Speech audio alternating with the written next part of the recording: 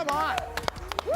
Look at the squad we got rolling today. We got a ton of football. McNutt and I are twinning. I love everything about it. Windy is up with us early this morning as well. Lots of great basketball, and some of it was played right here in New York City, where the red-hot San Antonio Spurs and Victor Wembanyama came to the Garden, bringing an 11-game win streak. And Monica, here's just a little taste of the big baguette early in the action in the first quarter, where the Spurs jumped out to a lead.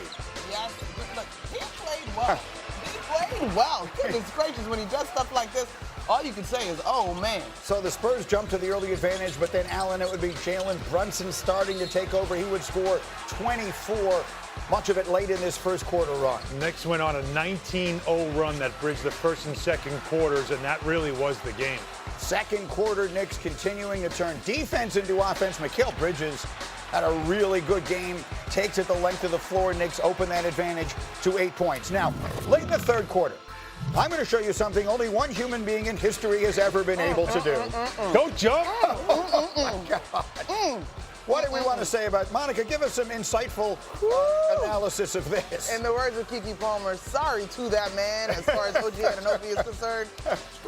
He's the only person alive who could do it, but that was pretty much all they had. The Spurs looked like a team that had run out of gas at the end of a long road trip, which they've been on. That was Mikal Bridges turning steals into points. He scored 25. He dishes this one for Landry Shamet, and the Knicks go on to cruise to a fairly easy win. 114-89 is the final. And so the Knicks, when I came back from my vacation last week, I'm surrounded by Knicks fans like John Fink, our coordinating producer, telling me they stink, they're awful, everything is horrible, we should only be talking about Giannis. P.S. They've won 14 of their last 18 games, tied for the best record in the East since late January. They're outscoring their opponents by nearly 13.5 points per game, which is the best in the league in that stretch. It just goes to show you fans can ride very high and very low on these roller coasters. Almost seems, Wendy, on a day-in, day-out basis. What are the right things to say? Let's start with the New York side of it. What are the right things to say about them today? Yeah. Knicks fans are going to have to make a decision with this team. You're going to have to decide on half empty or half full, because there are going to be nights like yesterday where they look awesome. They have 10 25-point wins this season. That is a team that is very powerful. If you hold Mikal Bridges to the standard you think he's going to be Scottie Pippen, which he looked like yesterday, there's going to be nights when you get disappointed. If you hold Karl Towns to the standard he's going to be Tim Duncan, and by the way, he had his 41st double-double yesterday, there's going to be nights when you get disappointed. But when the Knicks are at the top of their game, and I just want to point out that for the last month, they've been in the top 5 in defense consistently. At the top of their game, they can win the East. They can be a serious threat to it in the finals, just like you can see the Spurs in the finals, a team they have now beaten twice this season. But they are not this team every night, and that's going to keep you on your toes. Well, no one knows that better. Again, I remind anyone around the country, Allen and Monica, you're with them day in and day out. So, Monica, I'll start with you.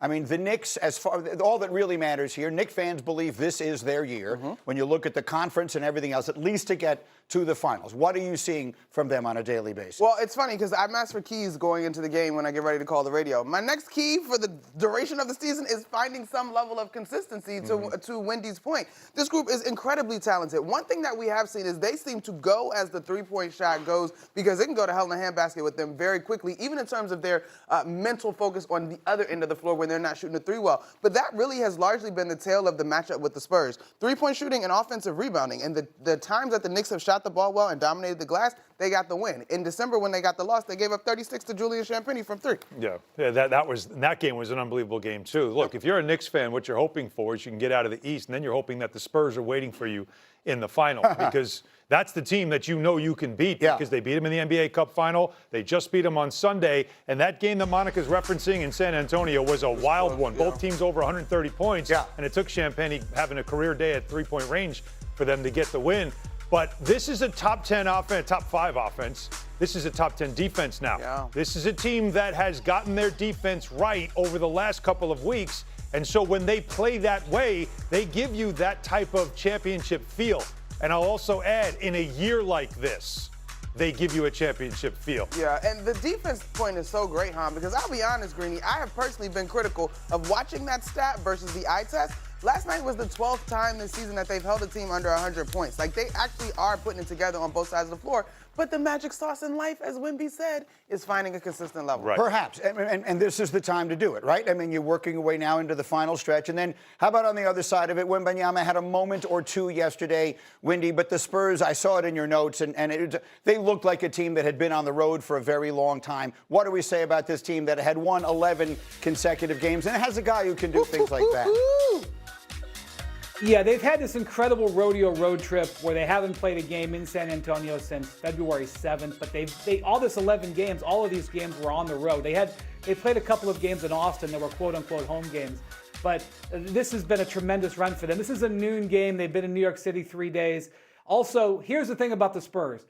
When they don't shoot three-pointers well, and they were 9 of 34 yesterday, that's when you can get them. They are a very high variance three-point shooting team. We saw them in Detroit the other day have a great shooting game, and they pounded the Pistons. If they don't shoot the three well, they can be beaten. That's if their season ends short of the finals, it will probably be because, at least in part, they're three-point shooting. And their youth. Just quick takes here, and we'll have time for a lot more later. Spurs right now, I mean, we were talking about them last week as though a team they could make a deep run in the West. What are your thoughts right this minute, Monica? 100% they can. I don't think that's outlandish, but I'm still leaning on the history. They don't have the experience. Yeah. Again, we've never seen a team not have any playoff experience with their core and win a championship, but there's always a first time with a guy like that. That's you can the always ingredient. believe. All right, there's a lot of hoops to get to in this morning, and we will. But now to the NFL, a very busy week at the Combine, of course. So let's... Oh my God, you was cold, sugar. Oh, Jesus. Oh, bless you. Oh, my goodness.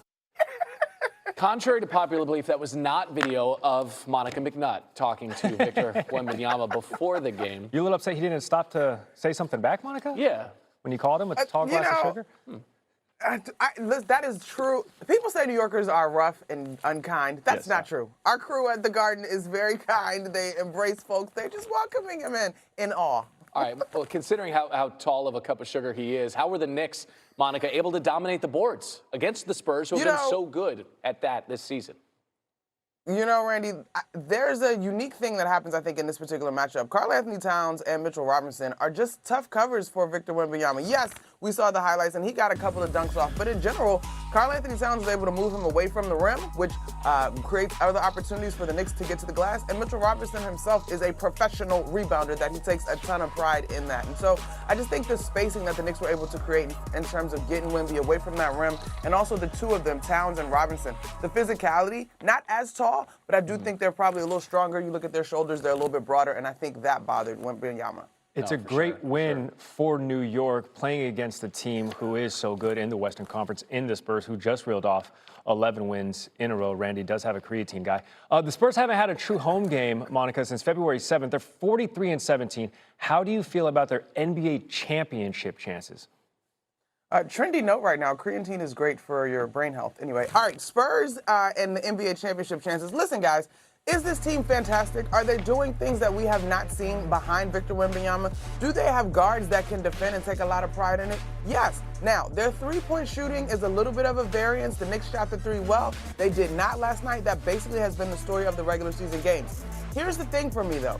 None of this group has experience outside of Harrison Barnes, and I'm talking about Mitch Johnson, who should be a Coach of the Year candidate in earnest, but they just don't have experience. If you were going to buck what has been a historic trend in the NBA, Victor Wembanyama is the ingredient to allow you to do it. But if you run into a team that can shoot and can rebound, it seems like it might spell disaster for the Spurs so far. There's also a recent trend in the NBA, last couple of decades. If you can get to 40 wins before 20 losses, you are a legit title contender. That's been the case, and certainly the Spurs fit that bill. Monica McNutt making us smarter and stronger with the creatine. She's human creatine. It balances out the sugar. Thank you, Monica. Human creatine. We're going to the cognizant. Got to hydrate on that creatine.